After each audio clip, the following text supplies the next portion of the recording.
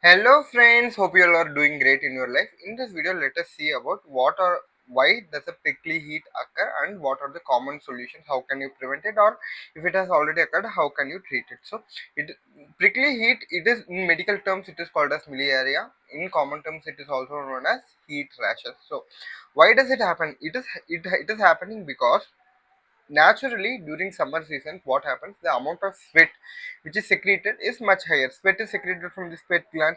So when the sweat is not able to come out, if the way out to the sweat glands, if it is blocked, then the sweat gets trapped. So that's what causes the heat rash or the prickly heat. The same thing happens for acne as well. So when the sebaceous glands, when they secrete more, so if it gets blocked, then it forms the acne. But that is for the sebaceous glands, and this is for the apocrine glands, which are the sweat glands. Okay. So now let us see into the solution. So simply we have right now we have understood something is blocking. So what is that thing? For example, whenever you rub the skin like this, now you will be able to find some kind of dirt. So this dirt is nothing but the dead cells which is present over your skin.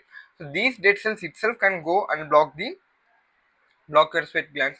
So how can we avoid this? Like how can we prevent this? So we have to take bath at least twice a day, so that like whatever the blockage that has happened, that is going to get removed. So we can bath both in warm water or cold water, whatever it is suitable for you, it's fine. My grandmother used to say like bathing in warm water prevents these heat rashes, but I personally don't believe that. Like I usually take bath in cold water, but it has never I never see. I used to had heat rashes during my childhood, but I don't even remember when was my last heat rash. It was like long back. So it is something which is easily preventable, easily treatable, so don't get pinched at all. So bathing twice or even more if it is necessary for you, if you're sweating more. Okay. So and the second thing is like wearing loose and the cotton clothes. Cotton clothes, they help in absorbing the sweat which is getting produced, and they get dry faster also. And the second thing is using, if there is so much amount of rubbing within the skin, with the skin and the dress na, so what happens is the same thing, like whatever the dirt that is there in the skin, it goes there and blocks the sweat gland. So wearing loose clothes is also very essential. So apart from that, adequate hydration is very important. Don't underestimate this. Having good hydration, it will help produce good amount of sweat also. When there is good flow of sweat without any blockage, then that itself will relieve the malaria. So and the next thing is like having seasonal fruits. So the nature itself is giving certain kind of foods to for us to include us in the diet, so that we can tide over the side effects of the summer season. So the major things are watermelon, cucumber, uh, then mangoes.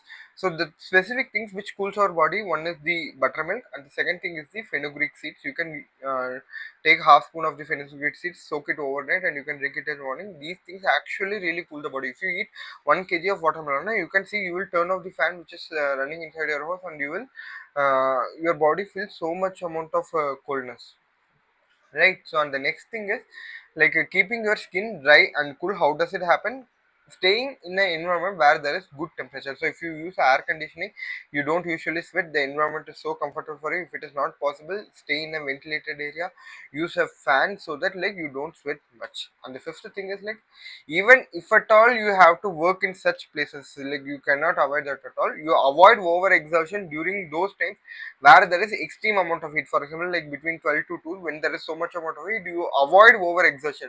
Try to plan those heavy works during the early part in the morning or during the evening, so that like you do those kind of works which produces less amount of sweat during those peak hours of heat, right? The next thing regarding the soap, no specific or fancy soaps you need to use. Like you can use the normal soap which you are using day to day on a day to day basis. So if you change the soap during this time, na, so sometimes some soaps might not suit to certain people.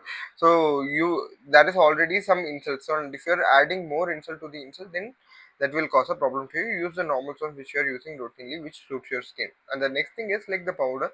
So whenever we are seeing this during the summer seasons, we usually see ads specifically for the prickly heat powder. So how does they work? They work in such a way that they absorb the sweat that is produced in the from the skin, so that like your skin stays dry.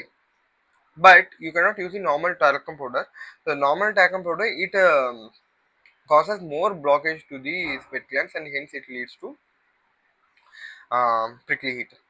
So what is the composition of the prickly heat powder? So the main thing, like, it also has talc powder, but apart from that the main thing is the starch.